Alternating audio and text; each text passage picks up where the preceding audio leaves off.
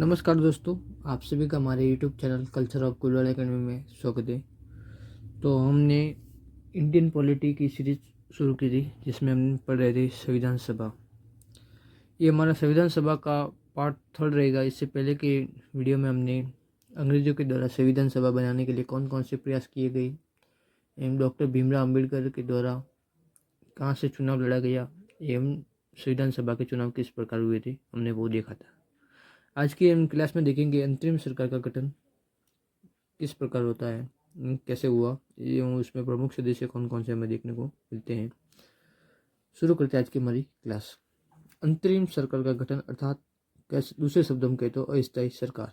जब तक संविधान नहीं बनता तब तक अस्थायी सरकार के रूप में भारत में सरकार चलाने के लिए या शासन करने के लिए किसे बनाया गया, तो अंतरिम सरकार का गठन किया गया। गठन किसके अनुसार? कैबिनेट मिशन के अनुसार की गई।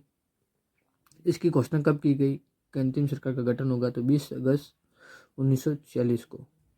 एवं गठन कब हुआ, तो 2 सितंबर 1946 को अंतरिम सरकार का गठन होता है। घोषणा एवं गठन दोनों अलग अलग हैं, ध्यान रखना है। इसके अध्यक्ष किसे बनाया गया, तो वायसराय लॉर्ड वेवल को इसको अध्यक्ष बनाया गया एवं उपाध्यक्ष पंडित जवाहरलाल नेहरू को बनाया गया। अंतरिम सरकार में टोटल 14 सदस्य थे, जिसमें से 5 सदस्य मुस्लिम लीग से आते थे, जिनके प्रमुख नाम देखे तो लियाकत अली खान जो कि वित्त मंत्री थे, कितनफर अली खान, जोगेंद्र नाथ मंडल, अब्दुल रत नेस्तर एम आई चंद्रीगढ़। ये प्रमुख 5 सदस्य मुस्लिम लीग से शामिल थे अंतरिम सरकार में। अन्य सदस्य देखते तो पंडित जवाहरलाल नेहरू, डॉक्टर राजेंद्र प्रसाद जो खाद्य एवं कृषि मंत्रालय से थे, एस बाबा, सी राजगोपालाचारी, आसफ अली, जॉन मंथाई, बाबू जगजीवन, सरदार पटेल जिन्हें गृह एवं सूचना मंत्रालय दिया गया था, बलदेव सिंह, ये प्रमुख सदस्य अंतरिम सरकार में थे। अब कुछ कोटेशन हमारे सामने देखने को मिलता है जो हम एक एक करके देखेंगे। अंतरिम सरकार में मुस्लिम लीग के असहयोग से परेशान होकर सरदार पटेल ने क्या कहा था, वो हम देखते कि जितना विभाजन चाहे या ना चाहे, हम चाहते हैं कि अब भारत का विभाजन हो। ये कथन किसका है, तो सरदार वल्लभ भाई पटेल का कथन है अंतरिम सरकार के विपक्ष प्रत्यक्ष में। ठीक है दोस्तों, आगे देखते हैं। सरदार पटेल ने और कोटेशन दिया कि यदि अभी भारत का विभाजन नहीं हुआ तो आने वाले समय में भारत के प्रत्येक सरकारी कार्यालय में हमें एक पाकिस्तान देखने को मिलेगा। ये भी कथन पंडित जवाहरलाल नेहरू का है अंतिम सरकार के। जब अंतिम सरकार का गठन होता है तब मुस्लिम लीग समर्थन नहीं करता है, तब इनके द्वारा दिए गए कोटेशन थे। आगे देखते हैं तो हमें देखने को मिलता है क्लीमेंट एटली अर्थात एटली घोषणा। तो 20 फरवरी 1947 को ये घोषणा की जाती है, जिसमें कहा गया कि 30 जून 1948 से पूर्व भारत को सत्ता हस्तांतरित कर दी जाएगी, अर्थात भारत को स्वतंत्र कर दिया जाएगा। लॉर्ड माउंटबेटन को गवर्नर जनरल बनाकर भारत भेजा गया क्लीमेंट एटली घोषणा के तहत ही। हमारे सामने एक वेरी वेरी इंपॉर्टेंट क्वेश्चन देखने को मिलता है, कई बच्चों को पता नहीं होता है कि इसमें कहा गया है कि 30 जून 1948 को 48 से पहले भारत को स्वतंत्र कर दिया जाता है, लेकिन एक वर्ष पहले ही भारत को स्वतंत्रता किस कारण दी गई, उसका भी एक कारण है।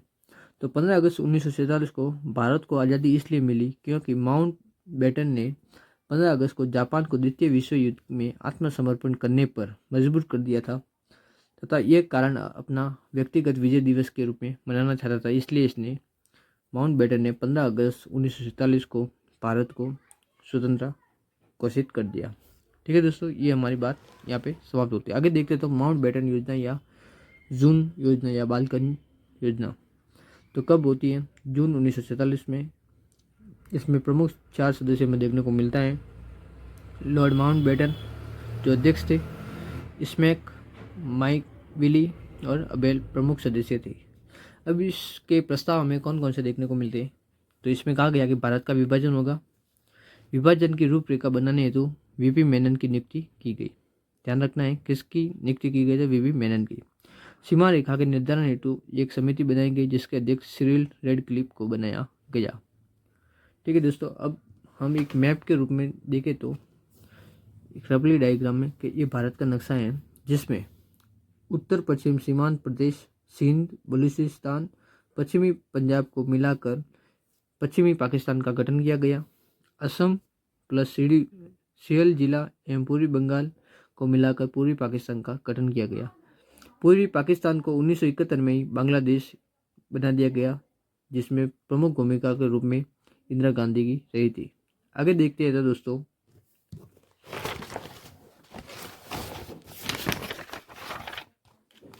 विभाजन को लेकर प्रमुख कथन हमें हमारे सामने देखने को मिलते हैं।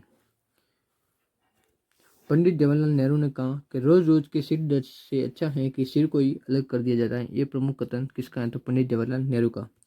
खान अब्दुल गफ्फार अर्थात जिन्हें सीमांत गांधी भी कहा जाता है, इन्होंने कहा कि जिस प्रकार से मुसलमानों हेतु पाकिस्तान बना है उसी प्रकार पठानों हेतु पाकिस्तानिस्तान बना दिया जाए।